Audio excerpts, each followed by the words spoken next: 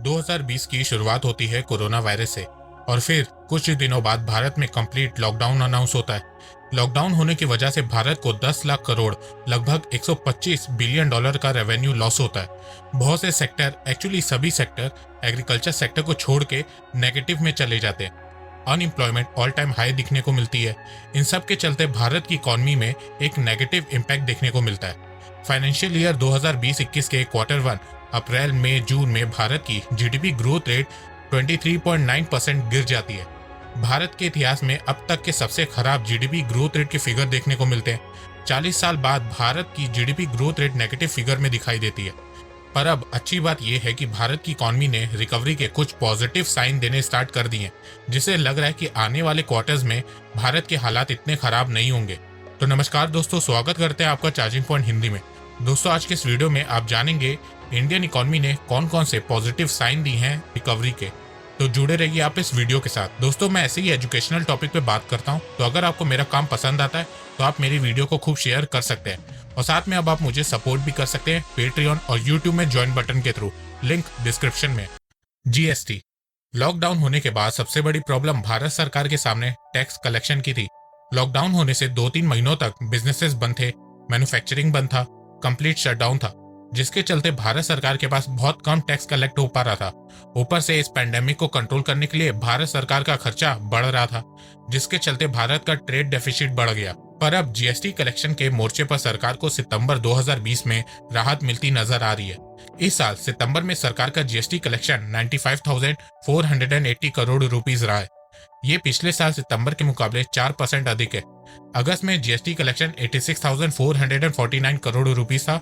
जुलाई में ये collection 87,422 crore rupees दर्ज किया गया था। हालांकि बीते कई महीनों से सरकार का जीएसटी कलेक्शन उसके निर्धारित लक्ष्य से कम रहा है, पर सितंबर में हालात सुधरते हुए नजर आ रहे हैं और ये उम्मीद लगाई जा रही है कि जल्द ही जीएसटी अपने निर्धारित लक्ष्य पे वापस आ जाएगा। अनएम्प्लॉयमेंट। भारत सरकार जैसे तैसे अनएम्प्लॉयमेंट को कम करने में लगी हुई थी कि मनु साल 2020 ने दस्तक दे दी।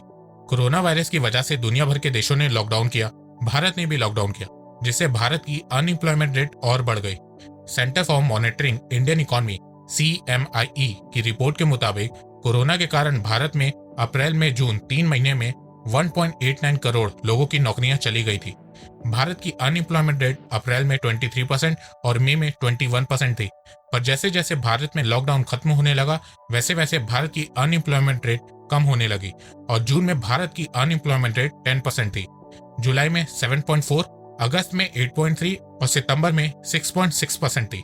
एक साल में अब तक सबसे कम अनएम्प्लॉयमेंट रेट सितंबर में देखने को मिली है और इसे अर्थव्यवस्था में सुधार के संकेत के रूप में देखा जा सकता है।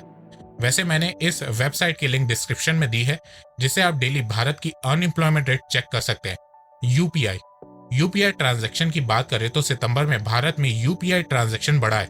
जहां अगस्त 2020 में 1.49 बिलियन ट्रांजैक्शन हुए थे, वहीं सितंबर में 1.8 बिलियन ट्रांजैक्शन हुए हैं। अगस्त के मुकाबले सितंबर में वॉल्यूम वाइज 11.8% की ग्रोथ हुई है। अमाउंट की बात करें तो अगस्त में 2,98,307 करोड़ रुपए का ट्रांजैक्शन हुआ था, वहीं सितंबर में 3,29,027 करोड़ रुपीस का ट्रांजैक्शन हुआ है।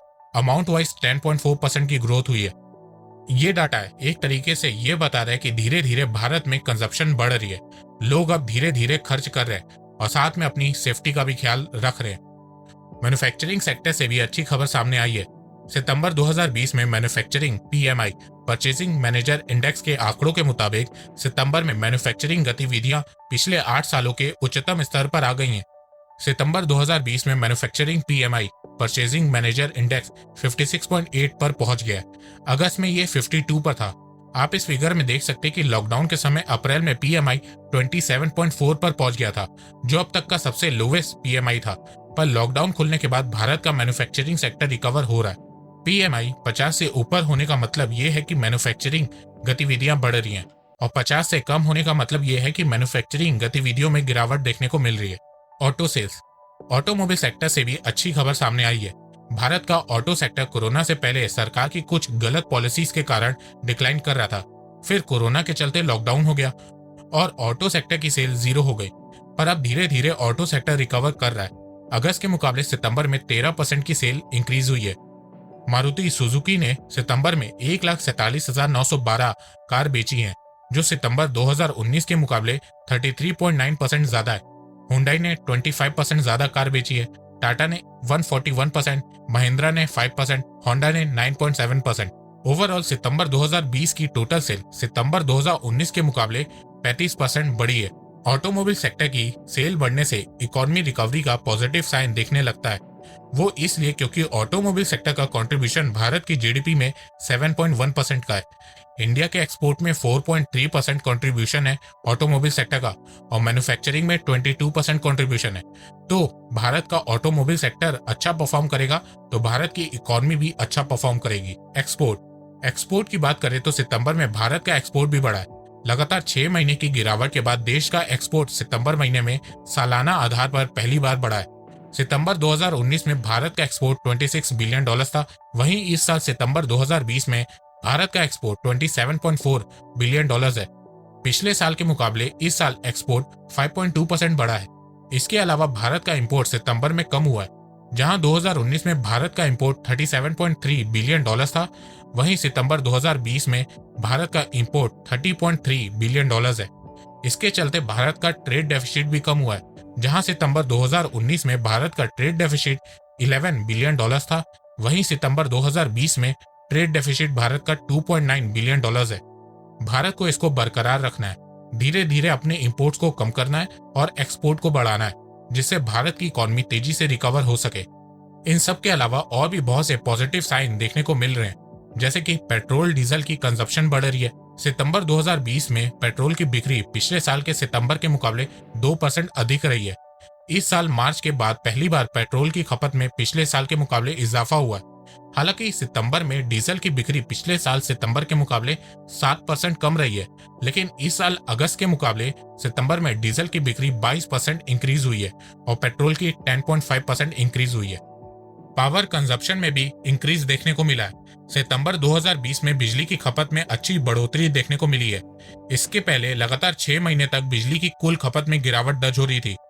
जहां सितंबर 2019 में 107 अरब यूनिट बिजली की खपत हुई थी, वहीं इस साल सितंबर 2020 में 113 अरब यूनिट बिजली की खपत हुई है। पिछले साल के मुकाबले इस साल 5.6% इंक्रीज देखने को मिला है। रेलवे ने सितंबर 2020 में माल ढुलाई का रिकॉर्ड बना दिया है। सितंबर में रेलवे ने 102 मिलियन टन माल की ढुलाई की है, जो सितंबर 2019 के 885 लाख टन के मुकाबले 15% ज्यादा है। इस कारण माल ढुलाई से रेलवे को सितंबर में 13.5% अधिक रेवेन्यू अर्न हुआ है। जहां सितंबर 2019 में रेलवे ने 8,716 करोड़ रुपए का रेवेन्यू कमाया था, वहीं 2020 में 9,896 करोड़ रुपए का रेवेन्यू कमाया है। पिछले साल के मुकाबले इस साल सितंबर में 1,180 करोड़ का रेवेन्यू ज्यादा कमाया है रेलवे ने।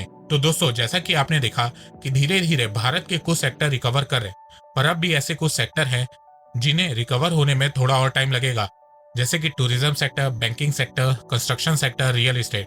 तो भारत की इकोनॉमी को अपने पुराने ट्रैक में आने में कम से कम 1 साल लगेगा, क्योंकि नेगेटिव इम्पैक्ट बहुत ज्यादा पड़ा है, तो इसको उभरने में भी टाइम लगेगा।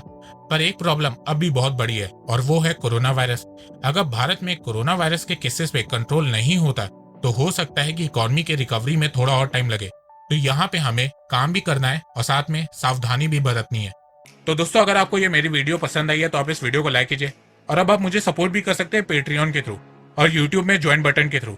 और हाँ, अगर आपको financial market, share market, mutual fund के बारे में जानना है तो मैं आपको 4,720 रुपए का कोर्स फ्री में दे सकता हूँ। उसकी लिंक डिस्क्रिप्शन में। एक बात मैं ये कहना चाहता हूँ कि आप जितना मेरी वीडियोस को शेयर करेंगे उतनी ही रीच मेरी बढ़ेगी और उतने ही लोग मेरे से जुड़ेंगे। तो वीडियो को शेयर करना और चैनल को सब्सक्राइब करना बिल्कुल भी मत भूलिएगा। मैं ऐसे ही एजुकेशनल वीडियो लाता रहूंगा आप लोगों के लिए। तो अभी तक के लिए बस इतना ही। धन्यवाद। जय हिंद, जय भारत।